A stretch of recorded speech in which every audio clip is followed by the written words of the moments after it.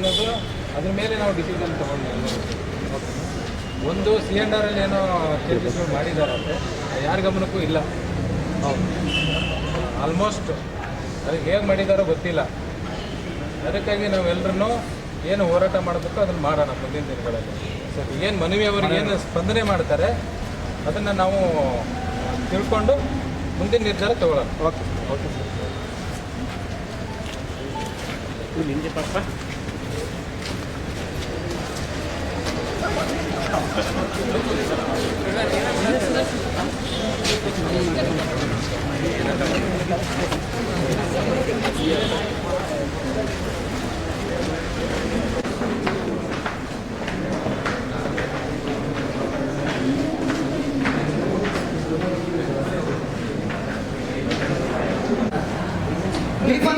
ಅವ್ರಿಗೆ ಬೇರೆ ಕಡೆಯಿಂದ ಒಳ್ಳೆ ಕೆಲಸ ಸಿಗ್ತದಪ್ಪ.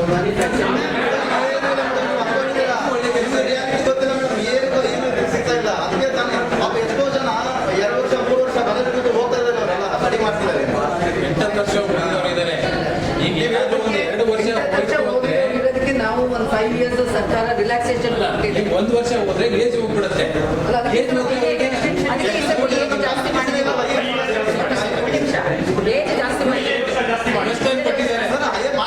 ಬಟ್ ನಮ್ ಕ್ವಾಲಿಫಿಕೇಶನ್ ಇರಲ್ಲ.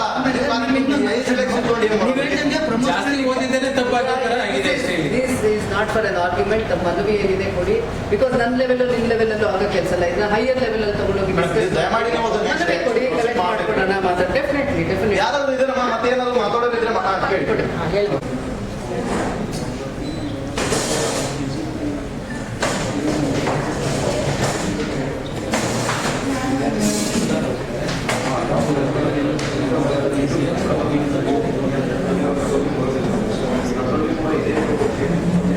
ಉಪನಿರ್ದೇಶಕರು ಆಡಳಿತ ಆದಂಥ ಶ್ರೀಮತಿ ಡಾಕ್ಟರ್ ಸುನೀತಾ ಮೇಡಮ್ ಅವರು ಬಂದಿದ್ದಾರೆ, ಕರ್ಕೊಂಡಿದ್ದಾರೆ. ಅವರಿಗೆ ಈ ಪರವಾಗಿ ಸ್ವಾಗತವನ್ನು ಕೊಡ್ತೇನೆ. ಹಾಗೂ ನಮ್ಮ ಉಪನಿರ್ದೇಶಕರು ಕಾರ್ಯಕ್ರಮ ಆದಂಥ ಡಾಕ್ಟರ್ ಮಂಜುಳಾ ದೇವಿ ಮೇಡಮ್ ಬಂದಿದ್ದಾರೆ, ಅವರು ಸಹ ನಿಮ್ಮ ಪರವಾಗಿ ಸ್ವಾಗತ. ಏನೋ ಸಣ್ಣ ಸಮಸ್ಯೆ ಆಗಿದೆ, ಅದು ಬಹುಶಃ ನಮ್ಮಿಂದ ಆಗಿರ್ತಕ್ಕಂಥ ಸಮಸ್ಯೆ ಅಲ್ಲ.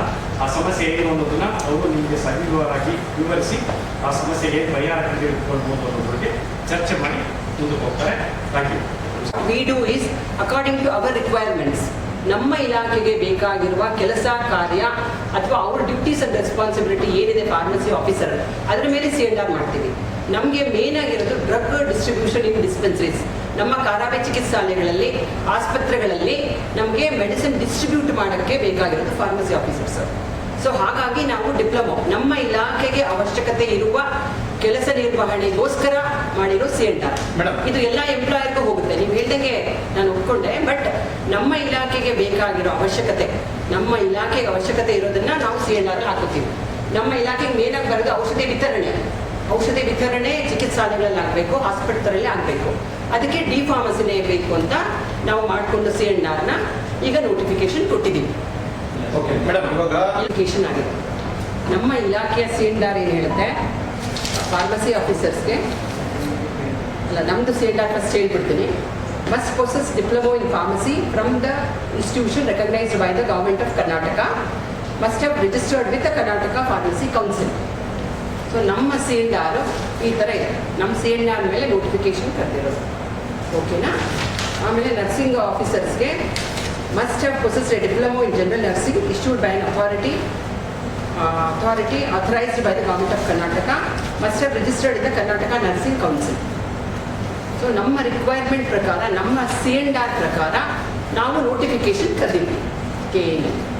ಆ ನೋಟಿಫಿಕೇಶನ್ ಮೇಲೆ ನಾವು KA ಇಂದ ಕರೆದ ಮೇಲೆ ನಿಮಗೆ ಇರೋದು ದಿಸ್ ಇಸ್ ದ ಪರ್ಫೆಕ್ಟ್ ಪಕ್ಕ. ನಾನು ನಮ್ಮ ಇಲಾಖೆಗೆ ಅವಶ್ಯಕತೆ ಇರುವ ಪೋಸ್ಟನ್ನು ಈ ಥರ C&R ಬಂದಿರೋದ್ರ ಮೇಲೆ ನಾವು ಕರೆದಿದ್ದೀವಿ.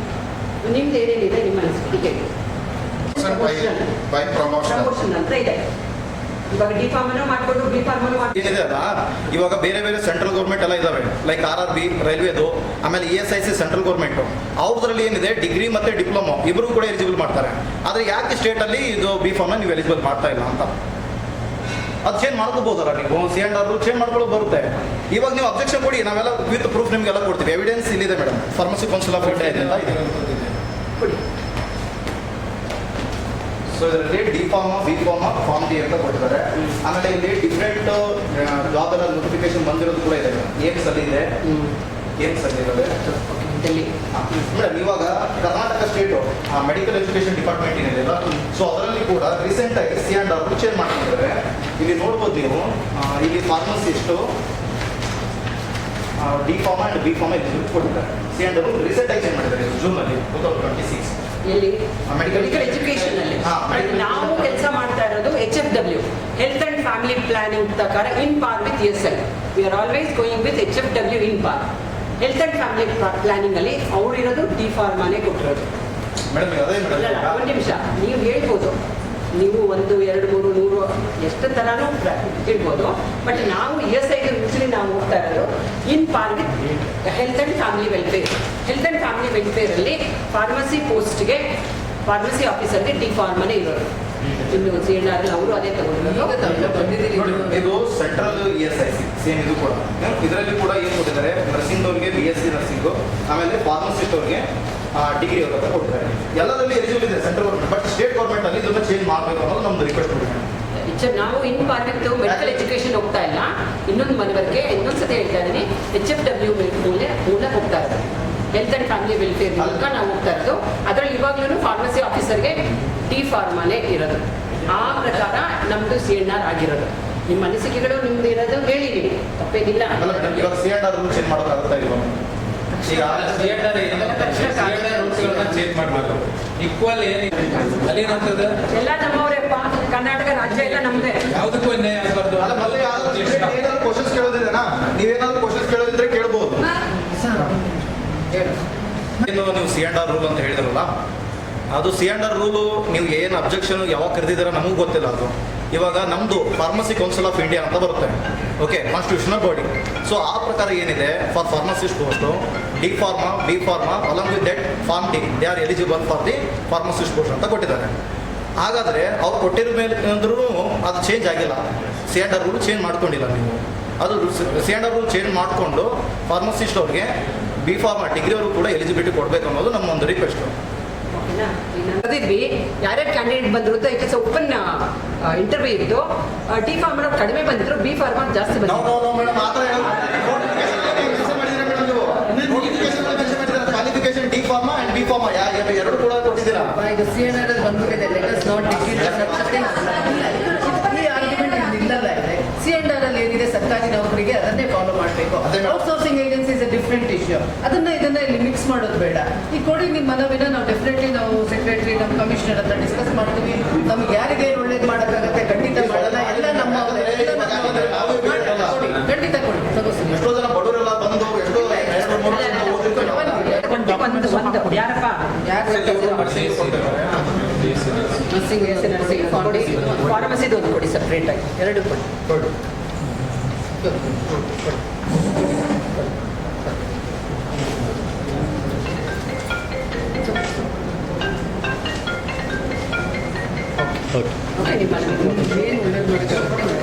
ಎಲ್ಲರಿಗೂ ಒಳ್ಳೇದು ಮಾಡಕ್ಕೆ ಇರೋದಪ್ಪ, ಅದು ಮಾತ್ರ ಡೆಫಿನೆಟ್. ನಾವು ಕರ್ನಾಟಕ ರಾಜ್ಯದವರೇ.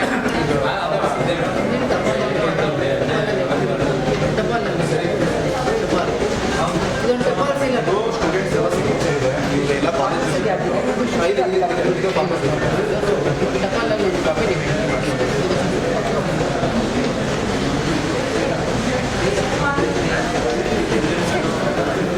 ಸಪೋರ್ಟಿಂಗ್ ಡಾಕ್ಯುಮೆಂಟ್ಸ್ ಕೊಡಿ.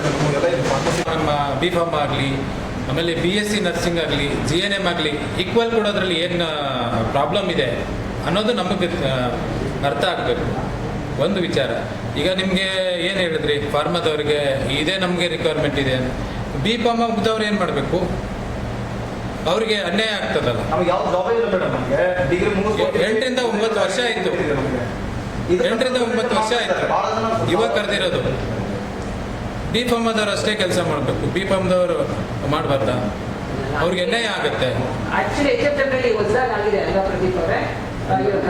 ಹಿಂದೆ ಸೆಕ್ಟರ್ ESI ಹಾಸ್ಪಿಟಲ್ ಅಲ್ಲಿ Swiss private limited through contract base ಮೇಲೆ ತಗೋತೀರಾ? ಏನಕ್ಕೆ ಗವರ್ಮೆಂಟ್ ಅಲ್ಲಿ ಡಿಪ್ಲೊಮಾದವರು ತಗೊಳ್ಳೋದು ಕಾಂಟ್ರಾಕ್ಟ್ ಬೇಸ್ ಮೇಲೆ ಬಿಫಾರ್ಮ್ ಮತ್ತೆ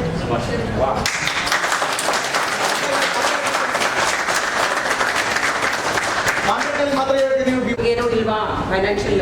ಯಾವುದಲ್ಲಿ ಎಲಿಜಿಬಲ್ ಇರ್ತಾರೆ ಅವರು ಅದಕ್ಕೆ ಸೆಲೆಕ್ಟ್ ಆಗಲಿ.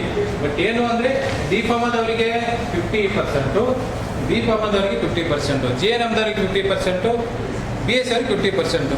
ಯಾವುದನ್ನೂ ಸಮಸ್ಯೆಗಳಿರಲ್ಲ. ಸಿ.ಎನ್.ಆರ್ಗಳನ್ನ ಚೇಂಜ್ ಮಾಡ್ಕೊಳ್ಳೋದು ಎಷ್ಟೊತ್ತಿದೆ? ಡಿಪ್ಲೊಮಾ ಸಿಎಂಆರ್ ಆಗಿರೋದೇ 31 ಮೇ 2025ಗೆ. ಅವಾಗ ಇವಾಗ ಯಾರಿಗೂ ಬಿಟ್ಟಿರೋದೇ ನಮಗೆ ಗೊತ್ತಿಲ್ಲ. ಯಾವುದೇ ಗೊತ್ತಿಲ್ಲ ಅಂದ್ರೆ ನೋಡಿ, ಇವಾಗ ನೋಟಿಫಿಕೇಶನ್ ಆದಾಗ ತಾವೆಲ್ಲರೂ ಬಂದಿದ್ದೀರಿ. ಈ ಸಿಎಂಆರ್ ಆಗುವಾಗ್ಲೂ ಇದಕ್ಕೆ ಯಾರೋ ಒಂದು ಅಬ್ಜೆಕ್ಷನ್ಸ್ ಗಳು ಹಾಕಿದ್ರೆ ಗೊತ್ತಿಲ್ಲ. ಕಲೆಕ್ಷನ್ ಆಗ್ತಾ ಇರುತ್ತೆ. ಸಿ.ಎನ್.ಆರ್ಗಳಲ್ಲಿ ಆಫೀಸ್ ಅವ್ರಿಗೇನು ಗೊತ್ತಿಲ್ಲ, ಗೊತ್ತಿರುತ್ತೆ.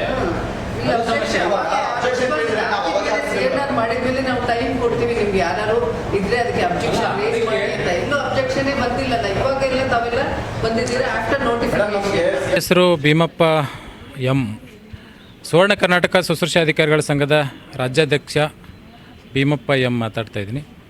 ಏನು ಅಂತಂದರೆ ಇವತ್ತು ESI ಹಾಸ್ಪಿಟ್ಲಲ್ಲಿ GNMದವರಿಗೆ ಮಾತ್ರ ಅವಕಾಶ ಮಾಡಿಕೊಟ್ಟಿದ್ದಾರೆ, BSc ಅವರಿಗೆ ಅವಕಾಶ ಮಾಡಿಕೊಟ್ಟಿಲ್ಲ.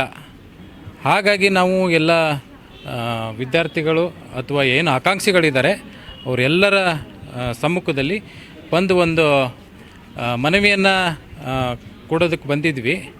ಅವ್ರು ಹೇಳಿರ್ತಕ್ಕಂಥದ್ದು C&Rಲ್ಲಿ ಏನಾಗಿದೆ ಅದನ್ನು ನಾವು ಮಾಡಿದ್ದೀವಿ ಅಂತೇಳಿ ಹೇಳ್ತಕ್ಕಂಥದ್ದು ಅವ್ರ ಕಡೆಯಿಂದ ಆಗಿದೆ. ಇನ್ನೇನು ಮುಂದಿನ ನಾವು ಹೋರಾಟವನ್ನು ಇದು ಏನಾದರೂ ಹಿಂಪಡೆದೇ ಇದ್ದರೆ ನಾವು ಯಾವುದೇ ರೀತಿಯೂ ಏನು 31 ಡಿಸ್ಟಿಕ್ಗಳಲ್ಲಿದೆ ಅದಕ್ಕೆ ಎಲ್ಲ ಡಿಸ್ಟಿಕ್ಗಳನ್ನು ಕರೆ ಕೊಡಬೇಕಾಗ್ತದೆ. ಅದಕ್ಕೆ ಆ ಎಚ್ಚರಿಕೆಯೂ ಕೂಡ ಕೊಟ್ಟಿದ್ದೀವಿ. ಇನ್ನು ಮುಂದಿನ ದಿನಗಳಲ್ಲಿ ಈ ರೀತಿ ಅನ್ಯಾಯಗಳನ್ನು ಆಗಬಾರ್ದು ಅಂತ ಅವ್ರಿಗೆ ಕೂಡ ಮನವರಿಕೆ ಮಾಡಿಕೊಟ್ಟಿದ್ದೀವಿ. ಹಾಗಾಗಿ ಇನ್ನು ವಿಧಾನಸೌಧಕ್ಕೆ ಹೋಗಿ ಯಾರು ಸಂಬಂಧಪಟ್ಟ ಸೆಕ್ರೆಟ್ರಿ, ಚೀಫ್ ಸೆಕ್ರೆಟ್ರಿ ಇದ್ದಾರೆ ಅವ್ರ ಗಮನಕ್ಕೂ ತೊಗೊಂಡು ಬನ್ನಿ ಅಂತ ಅವರು ಕೂಡ ಹೇಳಿದ್ರು. ಅದಕ್ಕೆ ಮುಂದಿನ ವಿಧಾನಸೌಧಕ್ಕೆ ಹೋಗಿ ಅಲ್ಲಿ ಚರ್ಚೆ ಮಾಡಿ ಇದನ್ನು ಇಲ್ಲಿಗೆ ನಿಲ್ಲಿಸಬೇಕು ಅಂಥೇಳಿಬಿಟ್ಟು ನಾವು ಒತ್ತಾಯ ಮಾಡಿ ನಿಲ್ಲಿಸಲಿಕ್ಕೆ ನಾವು ಹೋರಾಟವನ್ನು ಮಾಡ್ತೀವಿ. ಕೇವಲ ನಿಲ್ಲಿಸೋದಷ್ಟೇ ನಿಮ್ಮ ಹೋರಾಟ ಆಗುತ್ತಾ ಅಥವಾ ಮುಂದಿನ ನಡೆ ಏನಾಗಿದೆ? ಮುಂದಿನ ನಡೆ ಏನು ಅಂತಂದರೆ ಈಗೇನು BSc ಆಗಲಿ ಅಥವಾ GNM ಆಗಲಿ ಇದು ಎರಡೂ ಕೂಡ ಒಂದು ಮನುಷ್ಯನ ಎರಡು ಕಣ್ಣು ಇದ್ದಂಗೆ. ಅದಕ್ಕೆ ಯಾರಿಗೂ ಅನ್ಯಾಯ ಆಗಬಾರ್ದು. ಈಕ್ವಲ್ ಯಾವುದೇ ಗೌರ್ಮೆಂಟಲ್ಲಿ ಈಕ್ವಲ್ ಆಗಿರಬೇಕು. GNMನೂ ಅಷ್ಟೇ ಕರಿಬೇಕು, BScನೂ ಅಷ್ಟೇ ಕರಿಬೇಕು. 50-50% ಮಾಡಿ ಕರಿಬೇಕು ಅನ್ನೋದು ನಮ್ಮ ಆಗ್ರಹ. ಅವ್ರು ಹೇಳ್ತಾರೆ ನಾವು ನೋಟಿಫಿಕೇಶನ್ ಕೊಟ್ಟಿದ್ವಿ ಅಬ್ಜೆಕ್ಷನ್ಗೋಸ್ಕರ, ಯಾರು ಆ ಟೈಮಲ್ಲಿ ನೀವು ಕೇಳಿಲ್ಲ, ಇದು ಪಾಲಿಸಿ ಮ್ಯಾಟ್ರ್ ಬರುತ್ತೆ, ಇದು ಡಿಸಿಷನ್ ತಗೊಳ್ಳೋರು ಉನ್ನತ ಅಧಿಕಾರಿಗಳು ಅಂತ ಹೇಳ್ತಾರೆ. ಇದ್ರ ಬಗ್ಗೆ ಅಬ್ಜೆಕ್ಷನ್ ಕೊಟ್ಟಿರೋದು ಅವರು ಎಲ್ಲ ಕಡೆ ಪಬ್ಲಿಕ್ ಮಾಡಿಲ್ಲ ಅಂತ ನಾನು ಅನ್ಕೊತೀನಿ. ಯಾಕೆಂದರೆ ನಮ್ಮ ಗಮನಕ್ಕೆ ಬಂದಿಲ್ಲ ಅಂತಂದರೆ ಅದು ಎಲ್ಲಿನೂ ಕೂಡ ಕೊಟ್ಟಿಲ್ಲ ಅಂತ ನಾನು ಭಾವಿಸ್ತೀನಿ.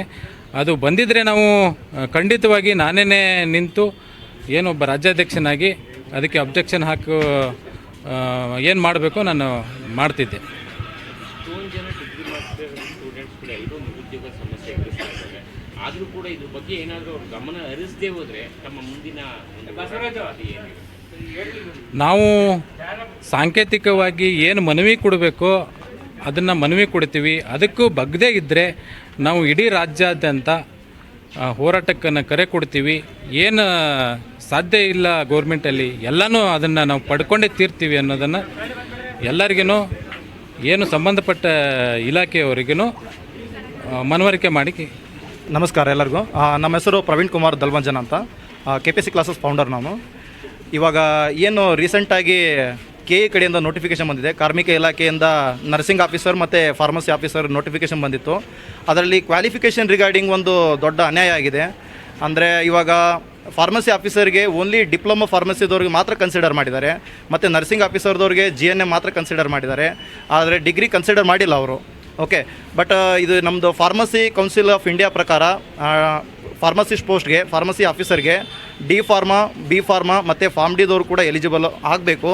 ಸೊ ಹಾಗಾಗಿ ನಾವು ಇವತ್ತು ಎಲ್ಲ ಒಂದು ವಿದ್ಯಾರ್ಥಿಗಳ ಜೊತೆಗೆ ESIC ಆಫೀಸಿಗೆ ಬಂದುಬಿಟ್ಟು ಕಮಿಷನರ್ ಅವ್ರಿಗೆ ಮನವಿ ಪತ್ರನೂ ಕೂಡ ಸಲ್ಲಿಸಿದ್ದೀವಿ. ಇವಾಗ B ಫಾರ್ಮ್ನವ್ರಿಗೆ ಮತ್ತು BSc ನರ್ಸಿಂಗ್ದವ್ರಿಗೂ ಕೂಡ ಎಲಿಜಿಬಲ್ ಕೊಡಬೇಕು ಅಂಥೇಳಿ. ಸೊ ಹಾಗಾಗಿ ನಾನು ಇವತ್ತು ಸರ್ಕಾರಕ್ಕೂ ಕೂಡ ಒಂದು ಮನವಿ ಮಾಡ್ತಾ ಇದ್ದೀನಿ. ಸೊ C&R ರೂಲ್ ಏನಿದೆ ಅದನ್ನು ತಿದ್ದುಪಡಿ ಮಾಡಿಬಿಟ್ಟು ಆದಷ್ಟು ಬೇಗ ನಮ್ಮ ಬಿ ಫಾರ್ಮರ್ದವ್ರಿಗೂ ಕೂಡ ಮತ್ತು BSc ನರ್ಸಿಂಗ್ದವ್ರಿಗೂ ಕೂಡ ಎಲಿಜಿಬಲ್ ಕೊಡಬೇಕು ಅಂತ ನಾನು ಈ ಮೂಲಕ ಕೇಳ್ಕೊತೀನಿ. ಇಫ್ ಇನ್ ಕೇಸ್ ನೀವೇನಾದರೂ ಎಲಿಜಿಬಿಲಿಟಿ ಕೊಡಲಿಲ್ಲ ಅಂದರೆ ಮುಂದಿನ ದಿನಗಳಲ್ಲಿ ಒಂದು ಹೋರಾಟ ಆಗೋದಂತೂ ಸತ್ಯ. ನನ್ನ ಹೆಸರು Manjula, B pharmacy government college of ಫಾರ್ಮಸಿಲಿ ಮಾಡಿರೋದು. ಇವಾಗ ಫಾರ್ಮಸಿ ಅಧಿಕಾರಿಯಾಗಿ ನೇಮಕಾತಿ ಅಧಿಸೂಚನೆ ಕೊಟ್ಟಿರೋದು. ಬರೀ ಡಿಪ್ಲೊಮಾ ಇನ್ ಫಾರ್ಮಸಿನ ಕನ್ಸಿಡರ್ ಮಾಡ್ತಾ ಇದ್ದಾರೆ. ಬಿ ಫಾರ್ಮ್ ಕೂಡ ಕನ್ಸಿಡರ್ ಮಾಡಬೇಕನ್ನೋದು ನಮ್ಮ ಒಂದು ಮನವಿ. ಹೇಗೋ ಕಾಂಟ್ರಾಕ್ಟ್ ಬೇಸ್ ಮೇಲೆ ತುಂಬ ಕಡೆ ESI ಹಾಸ್ಪಿಟ್ಲಲ್ಲಿ ಬರೀ ಬಿ ಫಾರ್ಮ್ ಮತ್ತು ಡಿಪ್ಲೊಮಾದವ್ರನ್ನ ತೊಗೋತಾರೆ. ಬರೀ ಕಾಂಟ್ರಾಕ್ಟ್ ಬೇಸ್ ಮೇಲೆ ಯಾಕೆ ಬಿ ಫಾರ್ಮ್ನ ತೊಗೊಳ್ಬೇಕು, ಪರ್ಮನೆಂಟಾಗಿ ಯಾಕೆ ನಮ್ಮನ್ನು ಕನ್ಸಿಡರ್ ಮಾಡಬಾರ್ದು ಅನ್ನೋದು ನಮ್ಮದು ಒಂದು ಮನವಿ. ನಾವಿಲ್ಲಿ ಕಮಿಷನರ್ ಹತ್ರ ಮಾತಾಡೋಕ್ಕೆ ಬಂದಿದ್ದೀವಿ, ಮನವಿನ ಸಲ್ಲಿಸಿದ್ವಿ ಕೂಡ. ಎಲ್ಲ government exams in other states ಅಲ್ಲೆಲ್ಲನೂ ಬಿ ಫಾರ್ಮ್ನ ಕನ್ಸಿಡರ್ ಮಾಡ್ಕೋತಾರೆ. ಫಾರ್ಮಸಿ ಆಫೀಸರ್ಗೆ ಎಲ್ಲ ಗೌರ್ಮೆಂಟ್ ಹಾಸ್ಪಿಟ್ಲಲ್ಲೂ ಕನ್ಸಿಡರ್ ಮಾಡ್ಕೋತಾರೆ. ಕರ್ನಾಟಕದಲ್ಲಿ ಮಾತ್ರ ಯಾಕೆ ನಮ್ಮನ್ನು ಕನ್ಸಿಡರ್ ಮಾಡ್ಕೊಳ್ಳಲ್ಲ? 2 ವರ್ಷ ಆಗಿರೋ ಡಿಪ್ಲೊಮಾದವ್ರನ್ನ ಕನ್ಸಿಡರ್ ಮಾಡಿರಿ. ಇನ್ ದ ಸೇಮ್ ವೇ ನಮ್ಮನ್ನು ಕನ್ಸಿಡರ್ ಮಾಡ್ಕೊಳ್ರಿ. ನೀವು ಯಾವುದೇ ಒಂದು ಗೌರ್ಮೆಂಟ್ ಹಾಸ್ಪಿಟ್ಲಿಗೆ ಹೋಗ್ರಿ, ಅಲ್ಲೆಲ್ಲನೂ ಡಿಪ್ಲೊಮಾ ಇನ್ ಫಾರ್ಮಸಿಯವ್ರನ್ನೇ ತೊಗೊಳ್ಳೋದು. ಯಾಕೆ ನಮ್ಮನ್ನು ತೊಗೋಬಾರ್ದು? ನಾವು ಓದಿರ್ತೀವಲ್ವಾ? In the same way equal ಆಗಿ ಕೊಡ್ರಿ ಅಂತ ನಮ್ಮದು ಒಂದು ಮನವಿ. ಅವ್ರನ್ನ ತೊಗೊಳ್ಬಾರ್ದು ಅಂತಲ್ಲ, ನಾವು ಅವ್ರಿಗೇನು ವಂಚಿತರಾಗಿ ಮಾಡಿರಿ ಅಂತಲೂ ಹೇಳ್ತಿಲ್ಲ. ಅವ್ರನ್ನ ತೊಗೊಳೋದ್ರ ಜೊತೆಗೆ ಅದೇ 50-50% ರೇಷಿಯೋದಲ್ಲಿ ನಮ್ಮನ್ನು ಕನ್ಸಿಡರ್ ಮಾಡಿ ನಮ್ಮನ್ನು ತೊಗೊಂಡು ಗೌರ್ಮೆಂಟ್ ಆಫೀಸರ್ ಆಗಿ ಆಗೋಕ್ಕೆ ಅವಕಾಶ ಮಾಡಿಕೊಡ್ರಿ.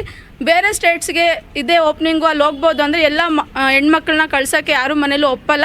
ಅಟ್ಲೀಸ್ಟ್ ಕರ್ನಾಟಕದಲ್ಲಿ ಯಾವ ಮೂಲೆಯಲ್ಲಿ ಸಿಕ್ಕರೂ ಕಳ್ಸೋಕ್ಕೆ ಮುಂದೆ ಹೋಗ್ತಾರೆ. ಇದೊಂದು ರಿಕ್ವೆಸ್ಟ್ನ ಅಕ್ಸೆಪ್ಟ್ ಮಾಡಿಕೊಂಡು ಕರ್ನಾಟಕದಲ್ಲಿ ನಮಗೂ ಗೌರ್ಮೆಂಟ್ ಫಾರ್ಮಸಿಸ್ಟ್ ಆಗೋಕ್ಕೆ ಅವಕಾಶ ಮಾಡಿಕೊಡಿ. ಅವರು ನಮ್ಗೀಗ ಮನವಿ ಕೊಟ್ಟಿದ್ದೀರಲ್ವ, ನೆಕ್ಸ್ಟು ಅಲ್ಲಿ ವಿಕಾಸ್ ಸೌದಾಗ ಹೋಗ್ರಿ, ಅಲ್ಲಿ ಹೋಗಿ ಸಲ್ಮಾ ಮೇಡಮ್ನ ಭೇಟಿ ಮಾಡಿರಿ, ಅಲ್ಲಿ ಒಂದು ಮನವಿ ಕೊಡ್ರಿ ಅಂತ ಹೇಳಿದ್ದಾರೆ. ಹೋಗ್ಬಿಟ್ಟು ಬರ್ತೀವಿ.